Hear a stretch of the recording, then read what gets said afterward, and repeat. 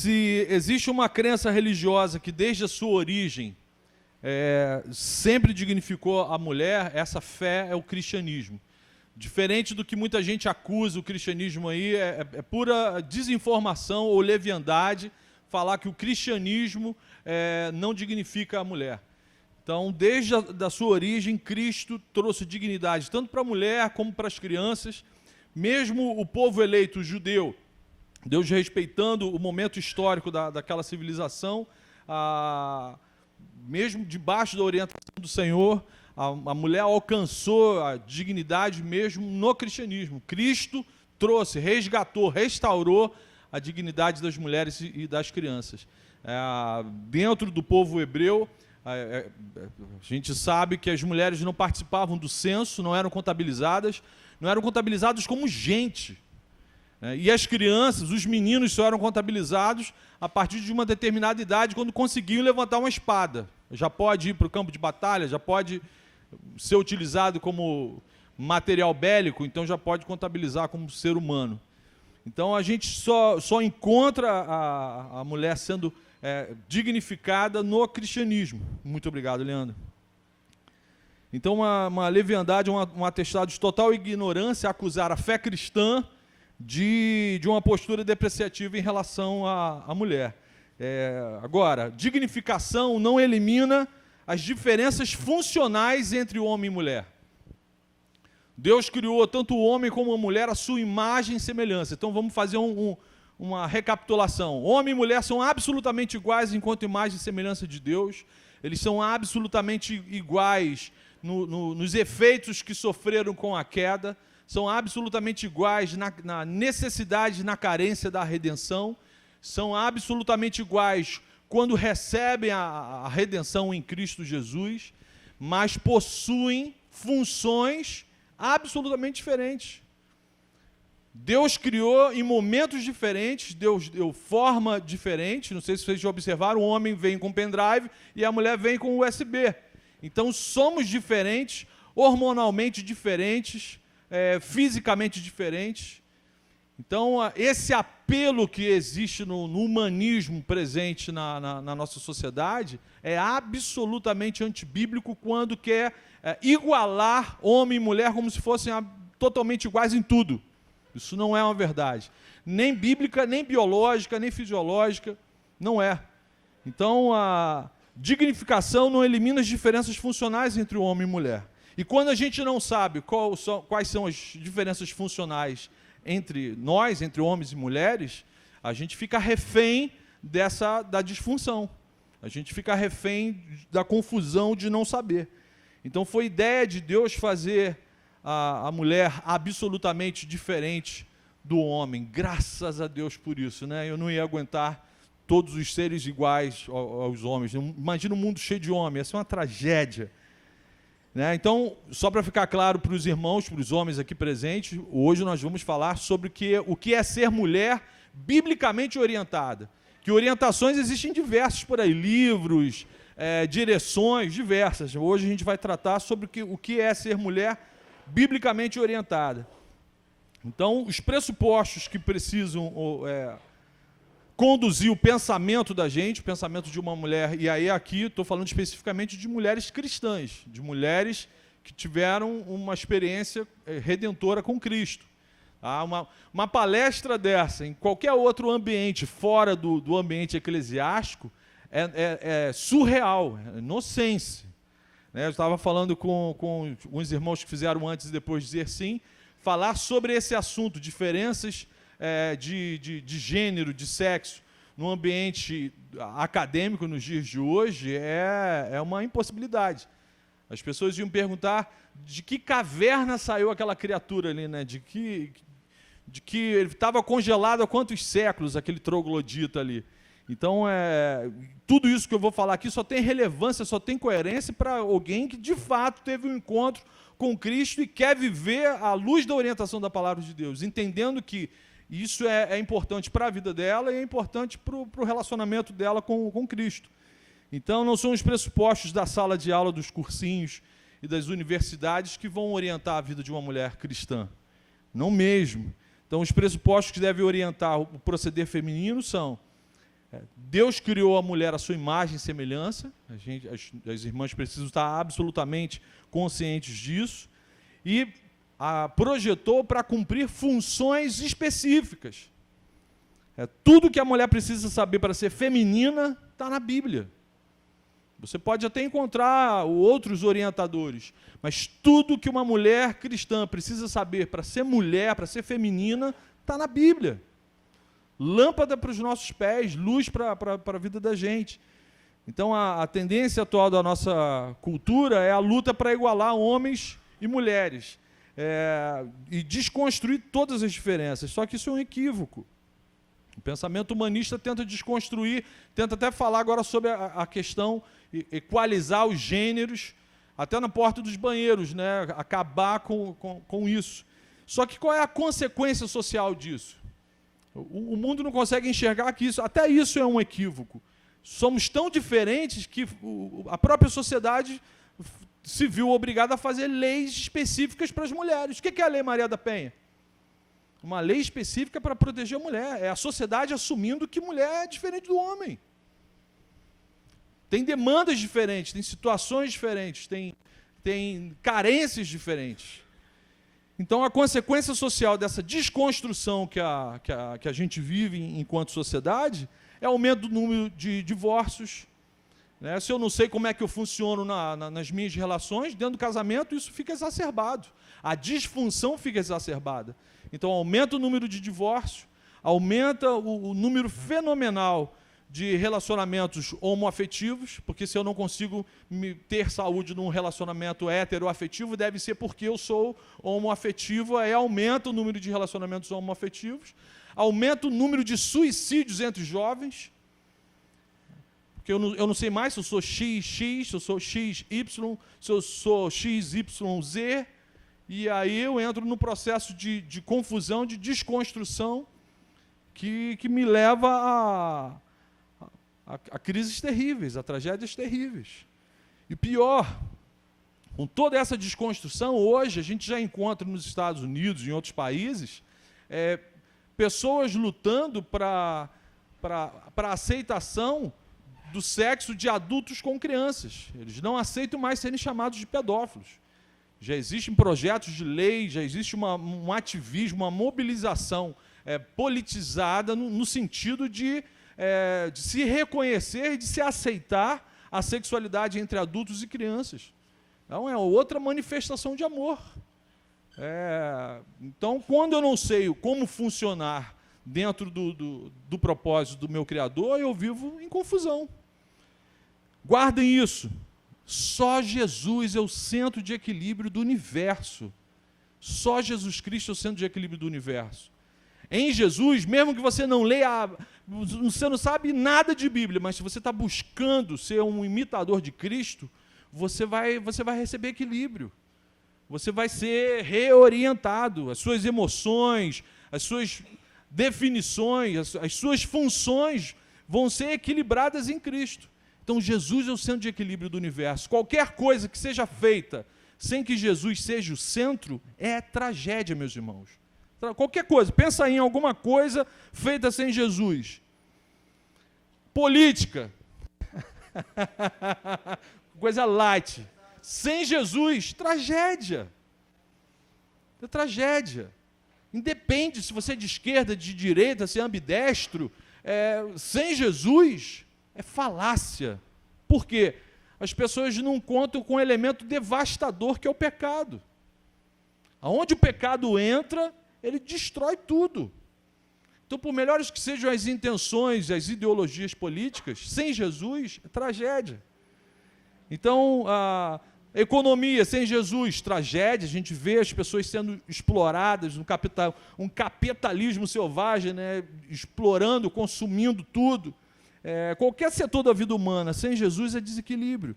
Então, é só na palavra que a gente encontra uma orientação que traz equilíbrio, que reorienta a vida da gente. Então, é na palavra de Deus que a mulher cristã vai encontrar a orientação clara de como viver a sua feminilidade. E aí vamos para o início de tudo. Eu ainda vou ler Provérbios 30, tenha fé.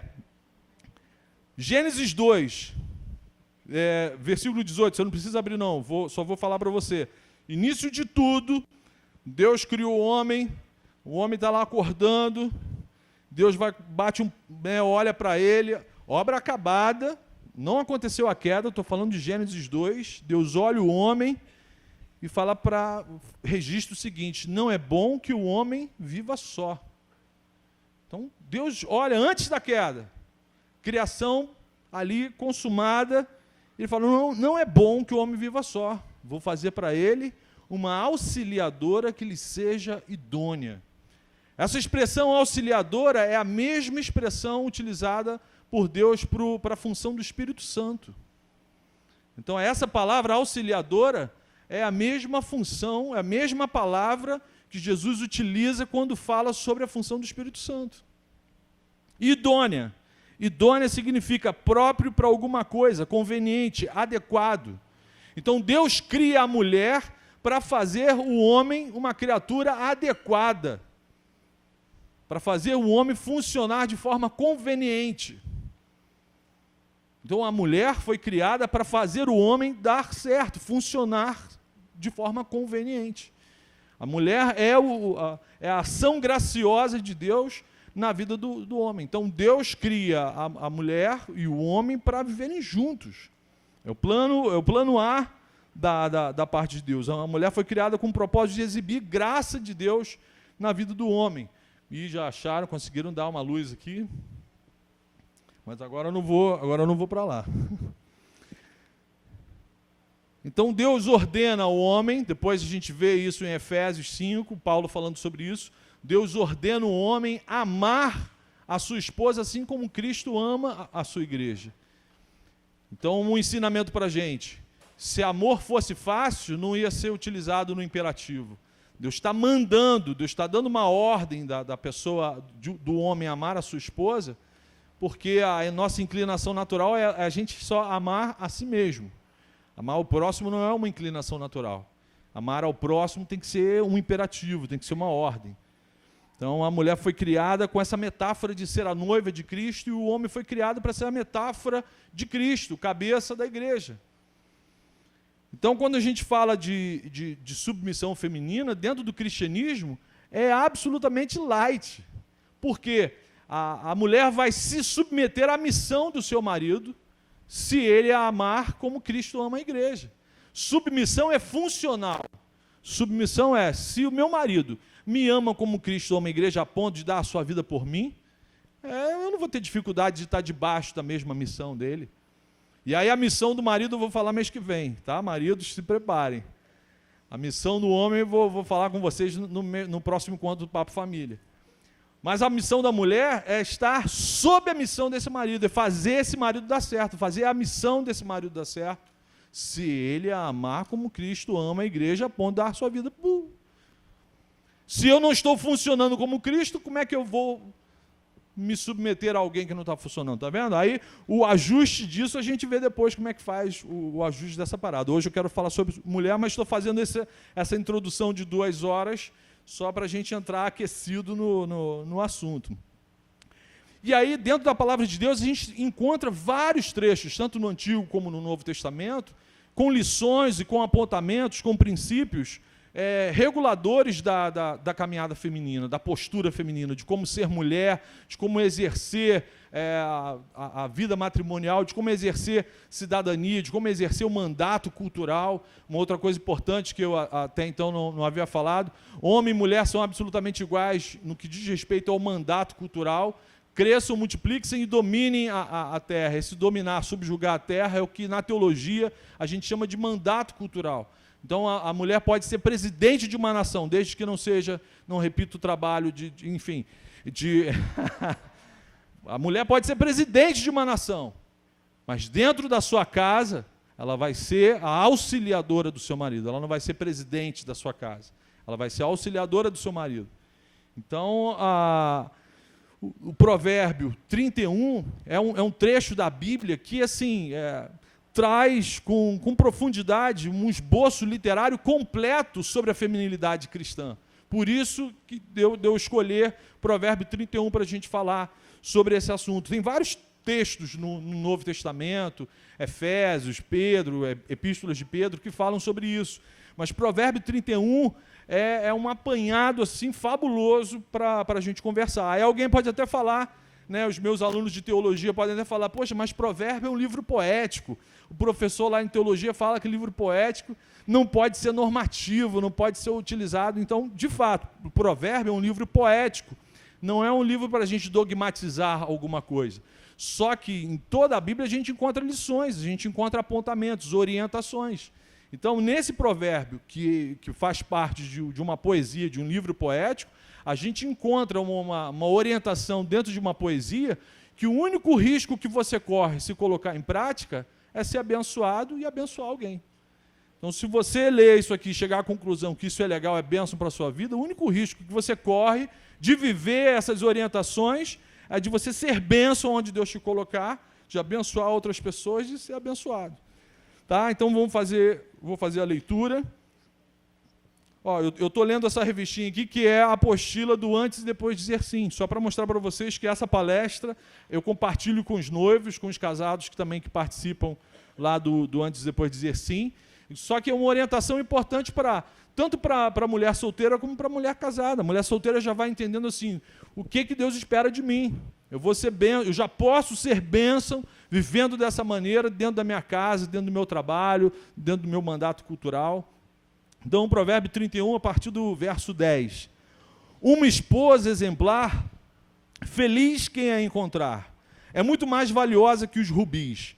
Seu marido tem plena confiança nela e nunca lhe falta coisa alguma. Ela só lhe faz o bem e nunca o mal, todos os dias da sua vida. Escolhe a lã e o linho e com prazer trabalha com as mãos. Como os navios mercantes, ela traz de longe as suas provisões. Antes de clarear o dia, ela se levanta, prepara comida para todos os da sua casa e dá tarefas às suas servas. Ela avalia um campo e o compra. Com o que ganha, planta uma vinha. Entrega-se com vontade ao seu trabalho. Seus braços são fortes e vigorosos. Administra bem o seu comércio lucrativo e a sua lâmpada fica acesa durante a noite. Nas mãos segura o fuso e com os dedos pega a roca. Acolhe os necessitados e estende as mãos aos pobres. Não receia a neve por seus familiares, pois todos eles vestem agasalhos. Faz cobertas para sua cama, veste-se de linho fino e de púrpura. Seu marido é respeitado na porta da cidade, onde toma assento entre as autoridades da sua terra. Ela faz vestes de linho e as vende, e fornece cinto aos comerciantes. Reveste-se de força e dignidade, sorri diante do futuro, fala com sabedoria e ensina com amor. Cuida dos negócios de sua casa e não dá lugar à preguiça. Seus filhos se levantam e a elogiam. Seu marido também a elogia, dizendo: muitas mulheres são exemplares, mas você a todas supera. A beleza é enganosa e a formosura é passageira, mas a mulher que teme ao Senhor será elogiada. Que ela receba a recompensa merecida e as suas obras sejam elogiadas à porta da cidade. Amém. Amém. Então, esse texto foi escrito assim há milênios, mas contém princípios atemporais, contém princípios que valem para o século XXI, valem para os próximos que virão, se Cristo não voltar antes.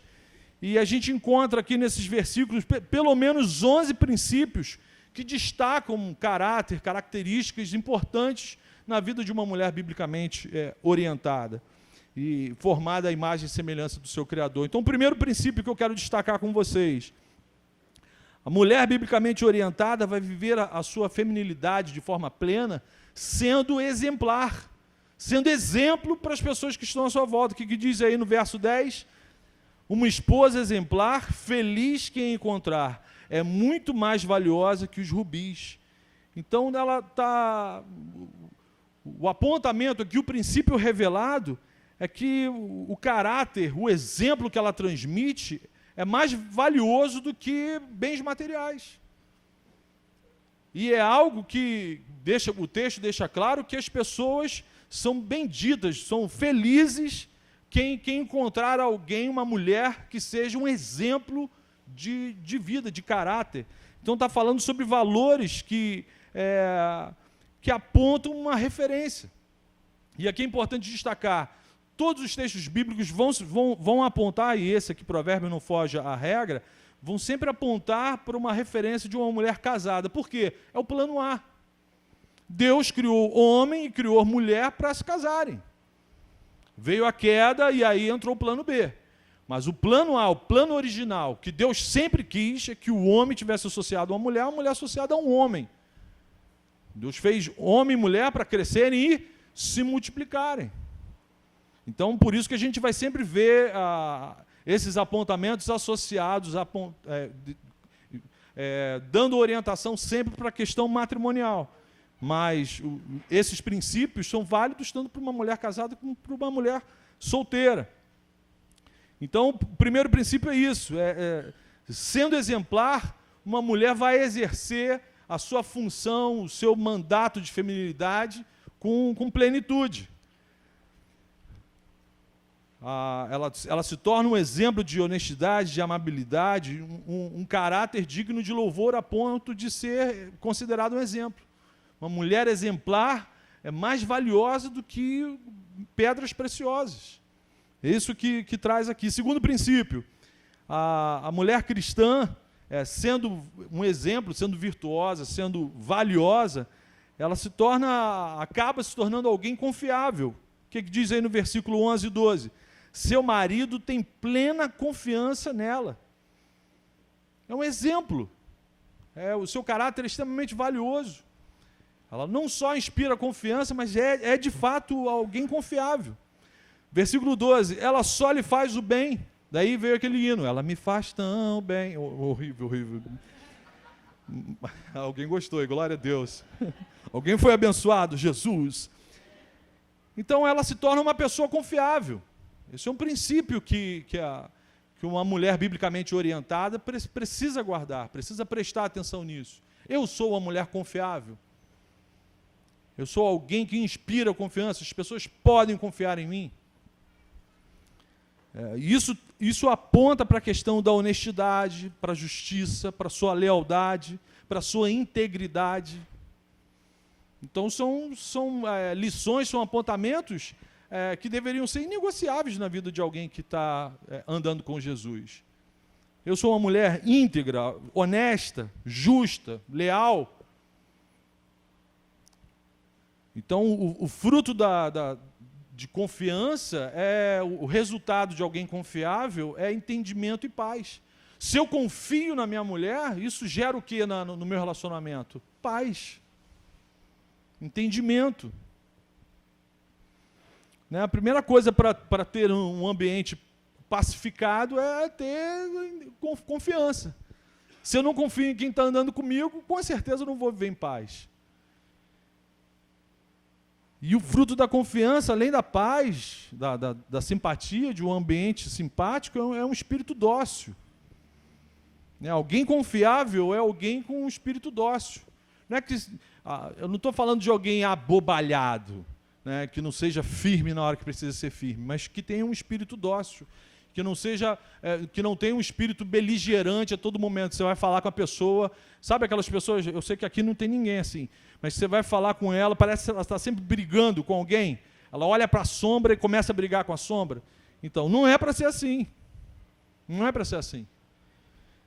Terceiro princípio, vocês não são, né, rolou alguma crise, pega um papelzinho, quem é que está com o papelzinho? Alexandre, lá cheio de papelzinho, escreve lá, eu mando as perguntas todas que eu não souber responder para o pastor Henrique, aí ele vai responder todas. Terceiro princípio, a mulher cristã deve ser determinada. Não confundir isso com obstinada. Tem gente que é obstinado, né, que aponta para uma direção, mesmo que todo mundo fale que vai cair, que está indo para o precipício, mas a pessoa está obstinada, é o cabeça dura. Não é isso. A mulher biblicamente orientada, ela é determinada. Verso 13, ela escolhe a lã e o linho, com prazer trabalha com as mãos, como os navios mercantes, ela traz de longe as suas provisões. Antes de clarear o dia, olha que bênção, antes de aparecer o sol, ela se levanta, prepara comida para todos da sua casa, dá tarefa às suas servas, ela avalia um campo, compra. A Ana está assim, eu tenho que ser essa mulher, Senhor. Highlander, é uma Highlander. Entrega-se com vontade ao seu trabalho, administra bem o seu comércio lucrativo. Olha, Ana, olha só, e a sua lâmpada fica acesa durante a noite. À noite a lâmpada está acesa. Ela faz isso, é Red Bull. Ela faz veste estilinho, cuida dos negócios da sua casa e não dá lugar à preguiça. Além da gente descobrir que essa mulher aqui é uma Highlander, né? Segundo a nossa profeta aqui, profetiza, ela falou. Mas qual é o apontamento aqui dessa determinação? Eficiência administrativa. Uma mulher biblicamente orientada é uma mulher que busca eficiência na administração da sua casa, da sua vida. Ela não está de bobeira, na linguagem popular dos dias de hoje. Ela não está de bobeira. Ela não é preguiçosa. A Ana ficou sem ar, emocionada. Guerreiro, faz uma boca a boca aí para dar.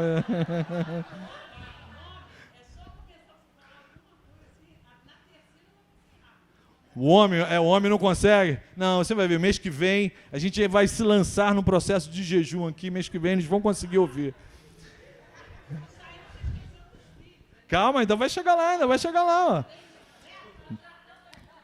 Ana, fica calma, Ana. Guarda o Red Bull para quando chegar em casa. Ó, essa força, hein, Ana e todos vocês, essa força que a gente vê aqui, né, nesses versos que eu falei para vocês, isso vem do Senhor. Isso vem do Senhor. Isso não é pensamento positivo, não é porque ela é uma Tomb Raider e consegue fazer isso tudo, não. Não é porque é uma pessoa que está associada ao Senhor. Então a sua força, a sua determinação, a sua eficiência administrativa é resultado do seu relacionamento saudável com Deus, com o seu Criador. Lembra que eu falei no início? Jesus é o centro de equilíbrio de tudo, do universo. Se eu estou andando, vivendo na direção de Cristo, essas coisas aqui vão acontecer em função do meu relacionamento com Ele, da minha vida devocional com Ele. Não é um negócio mágico, eu não vou precisar tomar um passe gospel para poder fazer essas paradas todas, não. Não. Isso é consequência de um relacionamento saudável com aquele que me criou. Então, o que é para a gente guardar aqui, para as mulheres guardarem aqui? Ela não é uma mulher biblicamente orientada, não é uma dondoca, não é uma bonequinha de porcelana. É uma pessoa que vai viver, vai ser empreendedora, vai ser ativa, vai ser determinada, é trabalhadora, ela vai estar antenada, ela é sagaz, ela mete a mão na massa, exerce seu mandato cultural. Viu nos versículos aqui? Ela tem um comércio lucrativo. Então, assim, a mulher biblicamente orientada, ela tem um mandato cultural. Ela não é obrigada a não trabalhar. Tem orientadores aí eclesiásticos, tem líderes religiosos que dizem que a mulher cristã não pode trabalhar, não pode exercer seu mandato cultural. Aqui no Antigo Testamento, na Antiga Aliança, o Espírito Santo já vinha claramente dando inspiração para um homem escrever isso aqui sobre a mulher. Ela trabalha bem no seu comércio lucrativo e o que ganha ela ainda faz a coisa dar mais dinheiro. Então ela mete a mão na massa. A palavra mão é usada 7 vezes aqui nesse texto. Ou seja, ela se envolve mesmo, ela mete literalmente a mão na massa. É guerreira. Aí, ó, guerreira, Ana, ela é guerreira. É a Mulher Maravilha, dá 2 voltas, rola. Bota a massa no forno, mas dá ordem às suas servas. Ela se... Deus proverá. Lembra que o pregador falou do plano A, só que a gente vive no mundo mal, plano B aí. Ana, deixa eu terminar, Ana. Olha, só faltam 35 princípios aqui, Ana.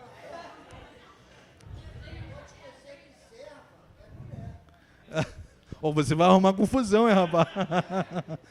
Não vou nem repetir o que você falou aqui, ó. Mas o que é importante a gente trazer disso aqui? Ela se envolve físico e emocionalmente com a administração das suas coisas. Ela se envolve de forma determinada, tanto fisicamente como emocionalmente, de tudo aquilo que vai para as suas mãos. Isso que a gente tem que guardar aqui. Se hoje a nossa realidade não é a possibilidade de ter servos ou servas, o que é importante guardar aqui é o princípio, não são os detalhes, é o princípio. O princípio é isso, Ela se envolve físico e emocionalmente com a administração da sua casa e do seu trabalho, sem preguiça. E ainda tem prazer em fazer isso. Ela não murmura fazendo isso. Ela não enxerga isso como uma maldição, ela enxerga isso como uma possibilidade de prosperar. E o detalhe, eu gosto desses detalhezinhos bíblicos, assim, Deus é de um capricho, e à noite a luz dela está acesa. O que é isso, meus irmãos? O que é isso? À noite, quando o maridão chega lá, vamos conversar aqui, meu. Nem conversar nem tanto, mas a luz está acesa, tem que apagar essa luz aqui. Ou seja, mesmo na antiga aliança, aí que a gente vê que é um único escritor da Bíblia. Porque depois a gente vai encontrar Paulo falando lá, ó, vocês estão casados, não se deem em longos momentos de abstinência sexual. Porque longos períodos de abstinência sexual dá margem para Satanás entrar na história do seu casamento. Então, como que a gente sabe que é o único autor da Bíblia? É isso, ó, uma orientação aqui, muitos anos antes de Paulo escrever sobre essas instruções para a igreja de Corinto, a gente já vê isso aqui. Quarto princípio, a mulher biblicamente orientada está fisicamente em forma. Verso 17, seus braços são fortes e vigorosos. Eu não estou falando que é uma Tomb Raider? Ana, se segura, não fala nada, Ana. Está se coçando aí. Ih, guerreiro, hoje a luz, você vai ter que apagar a luz, hein? O que esse princípio está querendo dizer, Ana? Uma mulher biblicamente orientada tem que estar apta fisicamente, tem que estar saudável. Ela tem que prestar atenção na sua saúde. Deus espera isso dela. A mulher biblicamente orientada, ela cuida da sua saúde. Nem que seja necessário, por exemplo, depois de uma determinada idade, é notório, é clássico. Por mais que as pessoas não creiam, mas depois de uma determinada idade, você tem a absoluta certeza que a natureza é caída, né? Mesmo os ateus, quando olham depois de uma determinada idade, eles têm certeza que a natureza é caída. E isso não dá desculpa para a gente, não dá desculpa para as mulheres biblicamente orientadas de não buscarem saúde. Vamos buscar reposição hormonal. Daqui a pouco a gente tira a dúvida com a Deisilane, mas teve um momento que a minha esposa passou vivia prostrada, literalmente prostrada. Ela dormia, parava o carro no sinal vermelho, ela dormia naquele período que o sinal estava vermelho. Então a gente se lançou numa busca atrás de médicos endócrinos até descobrir a disfunção da tireoide e entrou com uma reposição hormonal que ela tem que fazer o resto da vida. Eu sei que idolatria é pecado, mas na minha casa hoje tem um altar lá para aquele médico, né, porque agora a luz fica acesa, eu tenho que apagar a luz lá em casa. Porque antes da reposição hormonal não tinha lâmpada, não tinha luz, não tinha bocal, não tinha nada. Agora, com a reposição hormonal, né, o doutor Nomar, doutor Nomar, né, já fiz até o merchandising para o médico agora aqui. Então, assim, a mulher precisa entender isso, que ela tem que ser fisicamente apta, tem que ser saudável. Como é que eu vou exercer meu mandato cultural, meu mandato sacerdotal? Como é que eu vou ser auxiliadora para um homem que a Bíblia está dizendo que só vai dar certo se estiver associado a uma mulher, se eu não estiver saudável?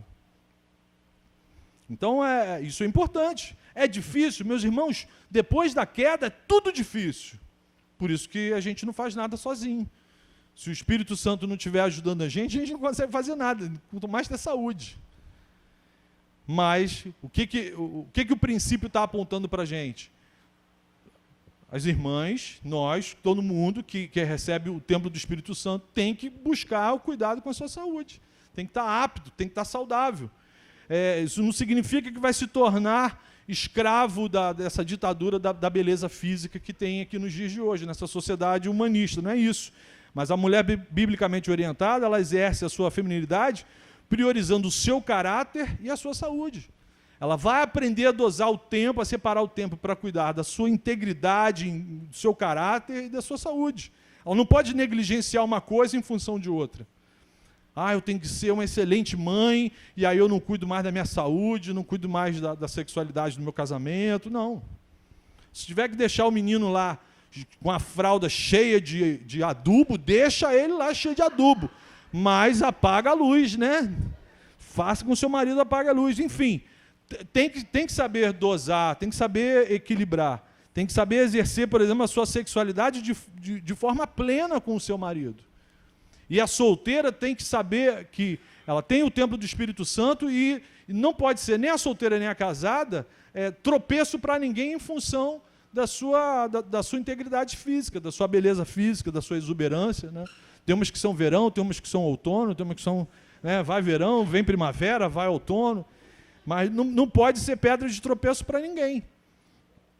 Então, tanto a casada como a não casada não vão permitir que a sua plenitude física se transforme em tropeço para a vida de ninguém.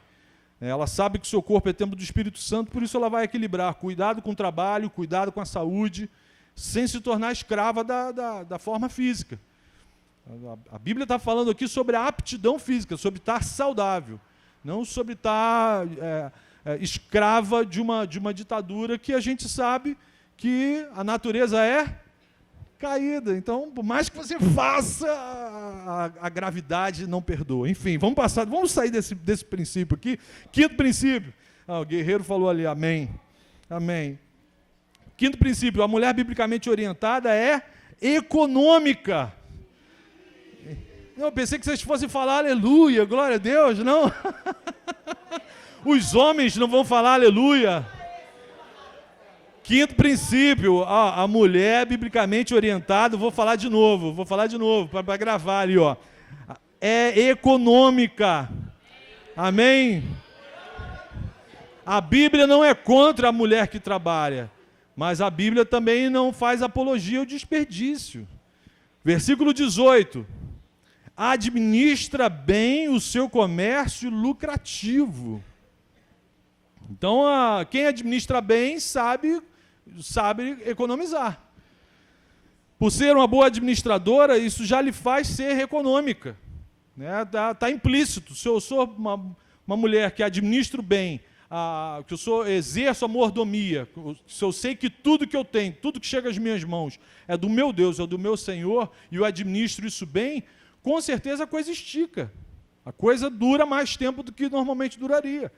Ela sabe que perder tempo, perder dinheiro ou perder qualquer outro recurso não é bom. Não é de Deus. Perder não é de Deus. Ela administra bem a sua casa, o seu trabalho, por isso que a mulher cristã pode viver a sua feminilidade e administrando bem a sua casa, o seu trabalho, a presidência de uma nação. Ela exerce a mordomia cristã com excelência. Ela sabe que tudo é do Senhor. Então, se tudo é do Senhor, não é do meu marido, é do meu Senhor. Então, eu tenho que ter cuidado porque eu estou gastando o recurso do meu Senhor. Se fosse do marido, queimava tudo, né? Mas é do meu Senhor. Então, eu tenho que administrar isso bem. E se a gente sabe que não está mais vivendo no plano A, se eu estou vivendo no plano B, a queda trouxe uma série de distorções para a vida da gente, para a história da gente. Então, eu tenho que ter mais cuidado com a administração dos recursos que chegam às minhas mãos. Consequência de uma mulher que administra bem o que chega às suas mãos. O dinheiro estica. Tudo que ela se envolve e coloca de fato as mãos, prospera. Essa é a verdadeira teologia da prosperidade. É fidelidade ao Senhor. É fazer tudo como se estivesse fazendo para o Senhor. É ser cuidadosa com a administração dos recursos materiais, porque eu tenho esse cuidado, porque eu vou agradar ao meu Senhor. Então, acabo exercendo, a coisa acaba rendendo, acaba sendo próspero. Sexto princípio, a mulher biblicamente orientada vai viver a sua feminilidade de forma altruísta. Se eu administro bem, se eu consigo economizar, eu consigo ter o que ajudar. Quando a gente gasta tudo, mesmo eu me sensibilizando, tendo compaixão da situação da necessidade do próximo, eu gastei tudo, como é que eu vou ajudar? Agora, uma mulher biblicamente orientada, ela vai prestar atenção, inclusive, nisso. Percebe ela lá no verso 20? Por que a Bíblia fala sobre isso? Lá no verso 20. Acolhe os necessitados e estende as mãos aos pobres. Eu não preciso de uma orientação política, de uma ideologia política para saber que o meu Deus ama a justiça social. Eu não preciso. O Deus que cuida da minha vida quer que eu também tenha a sensibilidade de cuidar, de ajudar a vida de outras pessoas. Então, ela acolhe os necessitados e estende a mão aos pobres. O egoísmo, o pensar só em si, o viver só para si, em si mesmado, só para a sua família, não tem nada a ver com o cristianismo. Quando a gente só olha para o nosso ventre, só olha para a nossa casa, só olha para os nossos filhos, a nossa relação com Deus já está adoecida. Se é que tem relação com Deus. Que às vezes a gente usa Deus ao nosso favor, e não a gente se submetendo ao uso dele, ao serviço para ele. Então o egoísmo não tem nada a ver com o cristianismo. Lembra que o Pai é nosso, e o pão é nosso.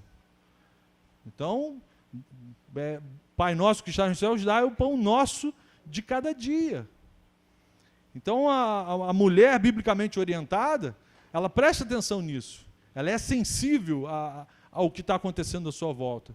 Então, se ela percebe que tem alguém próximo, carente, necessitado de cuidado, de coisas materiais ou de alimento, ela vai estar disposta e disponível para fazer isso. 7º princípio, a mulher biblicamente orientada, ela está sempre preparada, ela se antecipa aos problemas. Versículo 21. Não receia a neve, está vendo? Ela não tem medo do inverno, porque seus familiares já estão com agasalhos. 22, ela já fez cobertas para a sua cama, ela já se vestiu de linho, ela já está preparada. Ou seja, marca a feminilidade de uma mulher biblicamente orientada. Se ela é boa administradora, ela se prepara para o imprevisto. Ela não espera o problema acontecer. Ela tem uma visão assim, se o pastor falou que o plano A não está rolando, já está rolando o plano B, a tendência é dar ruim, eu tenho que estar preparado para o inverno. Não sei se vocês lembram de uma propaganda muito engraçada que tinha das casas pernambucanas. Não adianta bater, eu não deixo você entrar, que era o inverno batendo na porta. Então, a mulher biblicamente orientada, ela tem que estar preparada para o imprevisto. A Bíblia desencana a gente, falando que exatamente isso, o imprevisto vai acontecer, o dia mal vai acontecer. Aí você vai esperar o mal acontecer para você depois tomar uma atitude? Não, a Bíblia já me contou que o dia mal vai chegar, vai acontecer. Mais cedo, mais tarde, vai bater na minha porta. Normalmente não bate na porta não, invade, derruba a parede. Então eu vou me organizar para me preparar para isso. Se eu sou econômica, se eu sou boa administradora, eu já preparo um fundo de reserva. Ou para ajudar alguém necessitado, ou para me prevenir, me precaver de uma situação adversa. Está vendo que a mulher aqui não é uma Highlander, não. A mulher aqui é totalmente dependente do Espírito Santo. Se a gente só consegue viver isso aqui, meus irmãos, minhas irmãs, cheios do Espírito Santo. Com o Espírito Santo, aquele que ressuscitou Jesus no 3º dia, é possível. Sem isso, sem o Espírito Santo, eu não teria nem a ousadia de ler esse provérbio para as irmãs, de forma alguma. 8ª característica, o princípio. Uma mulher biblicamente orientada, ela conquista dignidade, ela é honrada. Versículo 25, reveste-se de força e dignidade. É uma ação ativa, ela busca, ela produz dignidade na sua vida. Reveste-se, não é algo que aconteceu naturalmente. Ela, de forma proativa, ela se municiou de dignidade, de força. E outro detalhe lindo aqui, sorri diante do futuro. Estou lendo o verso 25. Olha que lindo, chegou uma mensagem para você. Provavelmente é Jesus falando, preste atenção lá no pregador. Então, ser honrada é sinônimo de integridade. É sinônimo de decência, que é evidenciado no respeito que as pessoas têm por ela. Por isso que ela é exemplar. Lembra lá do verso 10? Por isso que ela é exemplar, ela se reveste de força e dignidade. Ela é guiada por convicções bíblicas, não por convicções humanistas, ou universais, ou culturais. O guia de regra, a regra de fé e de prática da vida dela é a palavra de Deus. Não é a cultura, não é o que a mamãe falou. A mamãe sempre falou, não seja dependente de homem nenhum, de marido nenhum. Já ouviram isso? Ih! Isso não é, a Bíblia não fala isso. A Bíblia não fala isso. Então siga a orientação da Bíblia.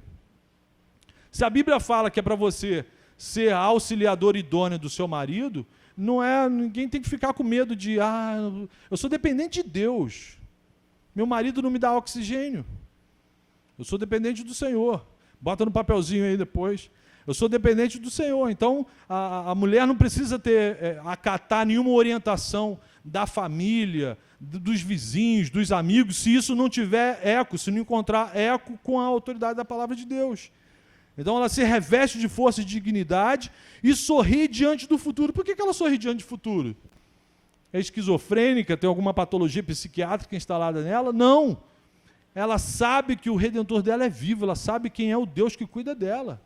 Então eu não tenho medo do futuro, meu Redentor vive.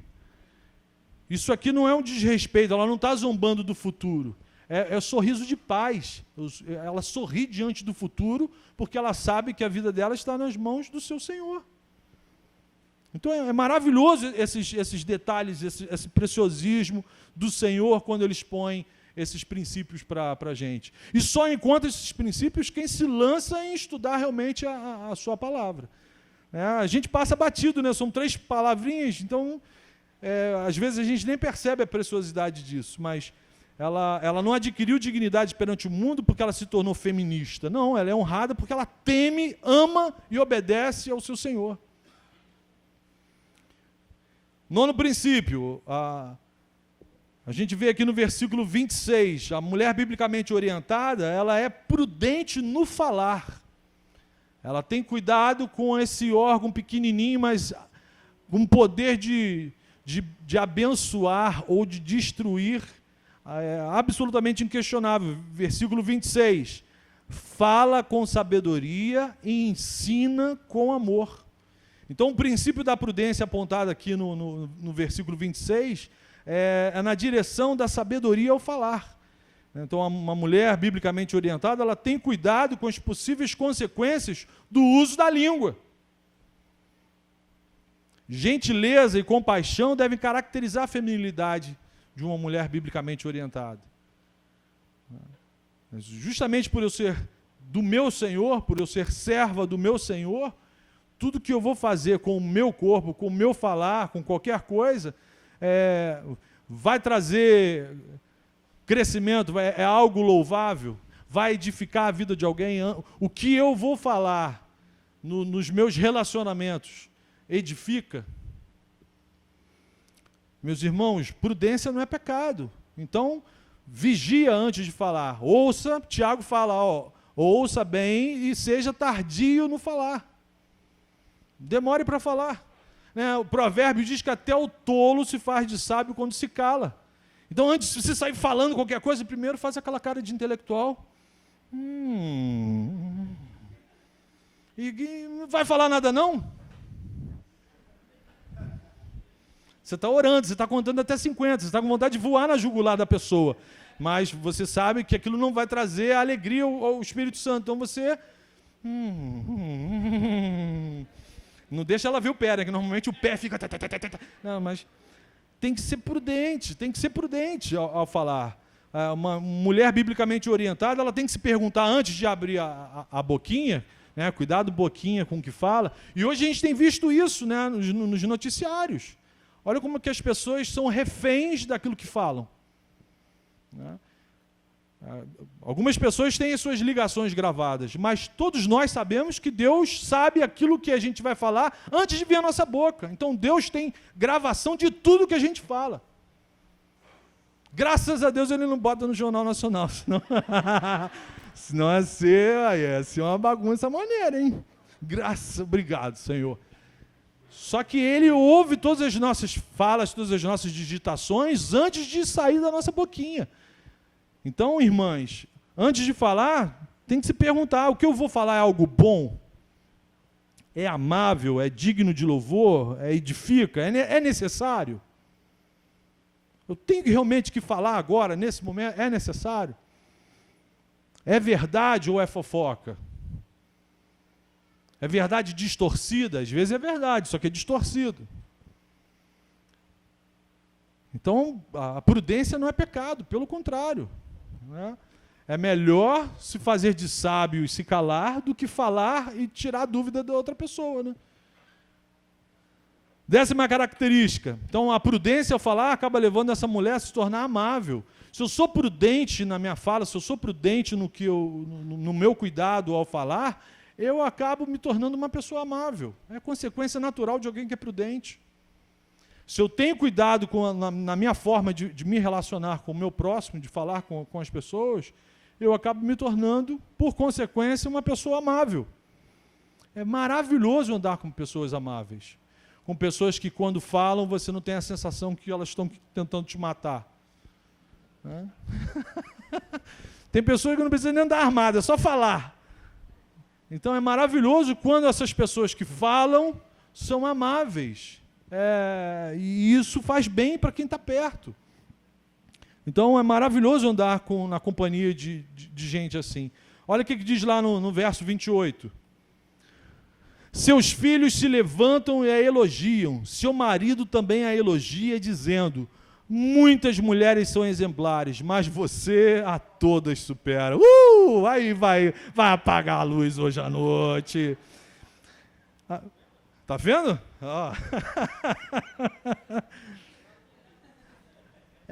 Por ser amável, as pessoas a elogiam de forma natural, uma consequência natural.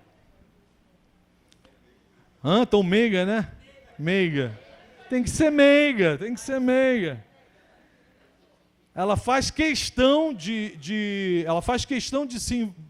se relacionar dessa forma amável. É intencional, não é natural. Não é que seja natural. Às vezes a gente comete muito pecado porque a gente age naturalmente. A Bíblia não fala que você tem que agir naturalmente. A Bíblia dá orientação de como que você tem que agir. A síndrome de Gabriela, eu nasci assim, eu sou pecadora, eu vou agir como pecador. Não, minha irmã, não faça assim. Não. Eu sei que naturalmente você não será meiga. Né, irmã? Né? Naturalmente nós não somos inclinados à gentileza. Só que intencionalmente eu serei. Nem que é um treino. Nem que começa com os dentes trincados, né? Amor, eu já vou te atender, amor. Né? Começa com voz de legião do gadareno, mas depois vai se tornando aquela voz celestial, né, amor? É treino. Só que tem que ter intencionalidade, eu tenho que desejar isso, eu tenho que buscar isso, eu tenho que querer isso. Não para ficar legalzinha, maneirinha, não, porque é para o meu Senhor. Foi para isso que Ele me criou. Então, se eu funcionar bem para o meu Senhor, eu funciono bem para todo mundo que estiver perto de mim.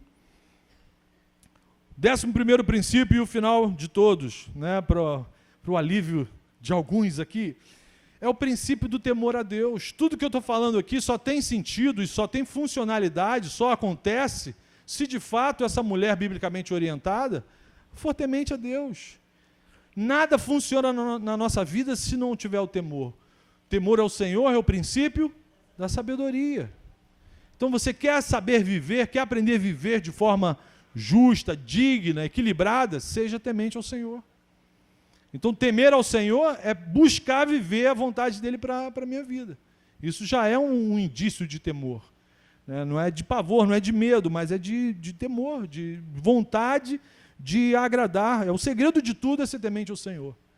Você quer ter um cônjuge fiel ao seu relacionamento? Busque alguém que seja temente ao Senhor. Alguém que ame mais ao Senhor do que a você. Então, isso é o princípio da sabedoria. Então, verso 30. A beleza é enganosa. Por que é enganosa? Porque passa rápido, meus irmãos. Olha a sua foto de 10 anos atrás. Olha olhando para o espelho. A beleza é enganosa, ela passa rápido.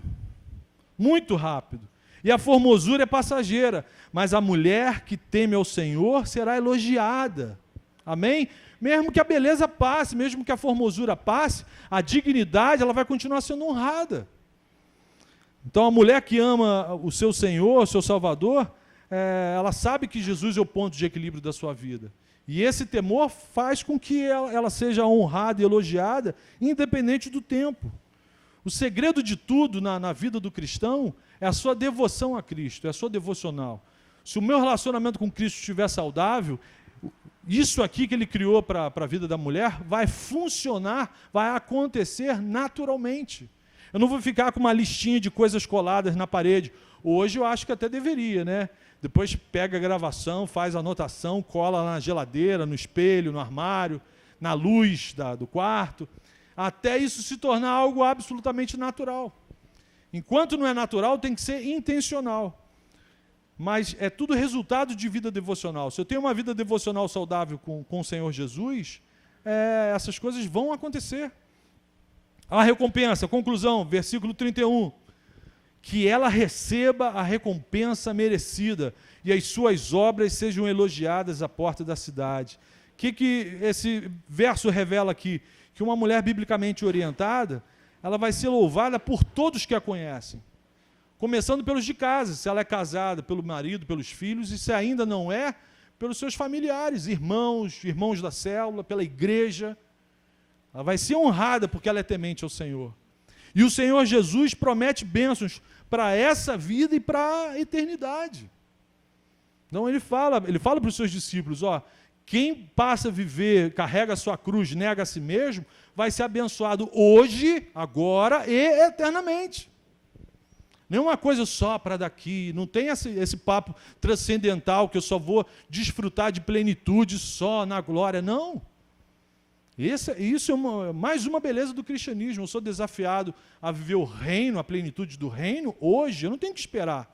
Eu sou desafiado a viver a plenitude do reino hoje. Então as irmãs estão sendo desafiadas pela palavra do Senhor a viverem isso daqui hoje.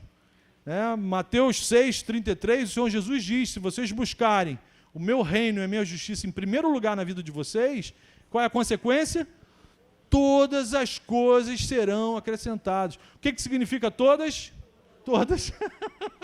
Todas as coisas. As eternas, as passageiras, os caprichos, aquele sonho secreto que você tem, todas as coisas vos serão acrescentadas, porque você buscou o reino e a justiça do reino em primeiro lugar. Não foi a sua justiça, não foi a sua vontade em primeiro lugar, não foram os seus caprichos em primeiro lugar, não foi a sua família em primeiro lugar, foi o reino em primeiro lugar. Então isso aqui que isso que eu compartilhei com as irmãs hoje à noite, é reino, aponta para o reino, aponta para a imagem e semelhança de Cristo. Todas essas características aqui são restritas ao sexo feminino? Não. Eu olho para Jesus e eu vejo isso tudo aqui. Então, quer ser uma mulher biblicamente orientada, seja a imagem de Cristo, imagem e semelhança de Cristo. Como que é possível viver isso tudo que eu falei aqui? Sendo cheia do Espírito Santo. Amém? Não existe segredo na caminhada cristã. Você não tem que subir um monte, não tem os 7 trabalhos de Hércules, não tem nada disso. É se encher do Espírito Santo. Paulo fala, deixe-se encher pelo Espírito, ele quer te encher. Na verdade, ele quer fazer o seu cálice transbordar. Então, o que Deus espera é que o seu coração esteja disposto a viver cheia do Espírito Santo. Amém?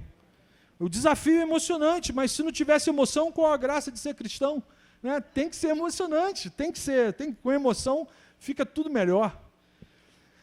Dúvidas, papeizinhos, eu vi a galera se movimentando aí. Jéssica.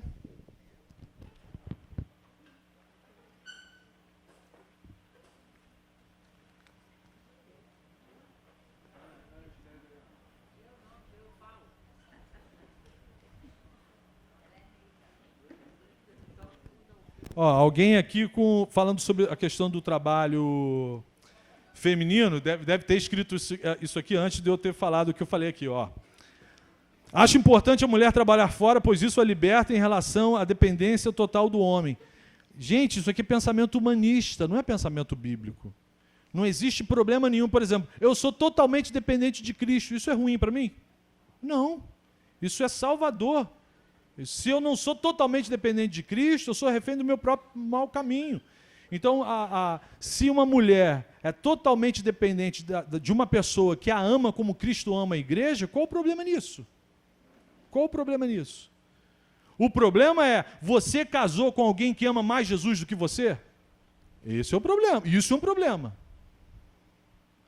Então, assim, se você não tem certeza que o seu noivo, o seu namorado, se é marido, agora já era, babou, tem que orar para ficar, para fazer ele ser apaixonado por Jesus.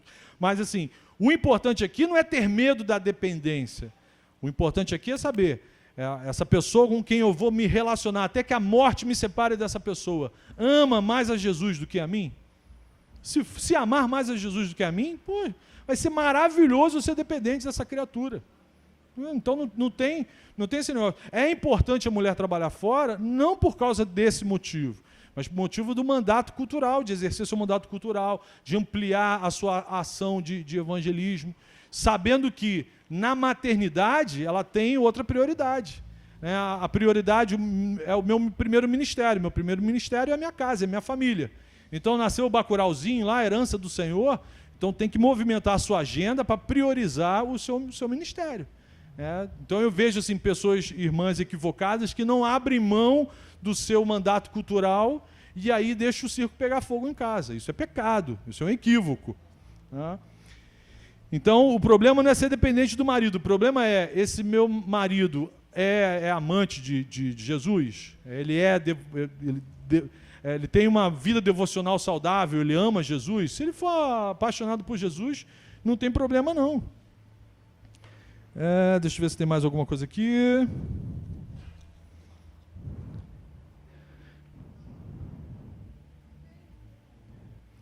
O que fazer, como agir quando não há liderança e cobertura espiritual do marido? Paulo fala sobre isso. O homem é chamado para ser o cabeça da sua casa, para ser o pastor da sua casa, para ser o líder espiritual, a autoridade constituída por Deus na vida da sua esposa. Quando ele não faz isso, Paulo fala lá em 1 Coríntios 7, se ele não é cristão, se ele não é crente, se ele não teve uma experiência com o seu Criador, com o seu Salvador, essa mulher não tem como cobrar isso dele, porque ele não reconhece esses valores como sendo verdadeiros, como sendo pertinentes. Mas Paulo diz, a mulher sábia vai santificar sua casa, vai santificar seus filhos. O apóstolo Pedro vai dizer, sem palavras você ganha o seu marido, com procedimentos, com o seu testemunho, com a sua prática, vivendo isso que a gente falou aqui, você vai ganhar o seu marido. Agora, se ele deserda de todas essas funções, se ele te abandona, se ele não vive nada, aí é um outro problema, é uma outra pergunta que a gente responde no outro momento. Não vou polemizar agora aqui não. Mas assim, se ele é cristão, agora eu vou polemizar. Se ele é cristão e não está sendo um cabeça, não está sendo o seu pastor, não está sendo o líder espiritual da sua casa, existe um procedimento padrão que Cristo deixou bem claro. Mateus 18, vá a sós com ele, tente ganhar o seu irmão. O seu marido cristão é seu irmão em Cristo. Então ele não está funcionando como o cabeça, ele não está funcionando como marido cristão, ele não está funcionando como pastor da casa, vá a sós na intenção de ganhar seu irmão. Aí Cristo fala, se você ganhou seu irmão, se você despertou ele daquele sono, glória a Deus. Não aconteceu, você foi falar com ele, ele fala, deixa de ser chata, sai daqui, não sei o que, a pergunta voou. Segura a pergunta aí. Se acontecer isso, o que Cristo fala? O que Cristo fala? Vá e pegue 2 testemunhas idôneas e vá até o seu irmão, que por acaso é o seu marido, e converse com ele. Está vendo? Agora o problema não é mais restrito só à sua casa. A gente vive no reino, a gente vive num corpo. Tudo o que acontece no secreto da sua casa tem repercussão na minha vida. Então o meu casamento é um compromisso público. O meu relacionamento com a minha esposa tem um desdobramento público. E o de vocês também. Então, assim, você tentou, como mulher cristã, ganhar o seu irmão, o seu marido. Não conseguiu, você vai chamar 1 ou 2 testemunhas, ou seja, sua líder de célula, sua discipuladora, seu supervisor, vai até ele conversar com ele. Não conseguiu, ele não deu ouvido, botou todo mundo correndo para fora de casa, aí essa galera toda, esposa e as 2 testemunhas, vão falar com o conselho da igreja, com os pastores, a liderança eclesiástica. Aí Jesus fala que se esse homem, esse cônjuge, não der ouvido, não se enquadrar naquilo que a Bíblia, que Deus espera que ele faça, o que Jesus manda fazer. Aí eu fico confortável de falar essas coisas, porque não é nenhum apóstolo, não é nenhum pastor que está falando isso, é Jesus. Trate-o como gentio, trate-o como se fosse um incrédulo, trate-o como se fosse uma pessoa que nunca teve um encontro com Cristo. Aí o negócio muda de figura. Aí vem disciplina eclesiástica, a gente vai pisar no tubo de oxigênio para a pessoa poder... O que está acontecendo? Você tá fazendo algo gravíssimo, que tem repercussão dentro da sua casa e tem repercussão no corpo de Cristo. Então, isso é uma questão específica para um cônjuge cristão que não está sendo não está funcionando da forma como deveria funcionar. Eu estou segurando um papel em branco aqui um tempão, achando que tinha pergunta aqui. Hã? Essa é a pergunta, né? Não, só tem papel em branco aqui. É pegadinha? Uma pegadinha do malandro, só me mandaram um papel em branco aqui. Foi o que sobrou. Amém? Alguém quer? Dou-lhe uma, dou-lhe duas. Ana até saiu daqui, tadinha. Ana foi beber água, foi pegar um gás, um oxigênio. O Red Bull Gospel para... Foi ser prudente, isso, viu? Aplicação prática. Então, irmãos, fica a minha palavra aqui para as irmãs. Tudo isso que a gente tratou aqui é exposição da palavra de Deus. Tá? Não é uma questão cultural, não é uma orientação da igreja presbiteriana. Não, é algo que está aqui, riquezas guardadas aqui na palavra do Senhor há milênios, e que o único risco que vocês correm é de se tornarem bênção, onde o Senhor colocou vocês, e de se tornarem bênção na vida de outras pessoas. Então, esse é o desafio. Deixem-se encher pelo Espírito Santo e exerçam a feminilidade biblicamente orientada para a glória do Senhor. Amém?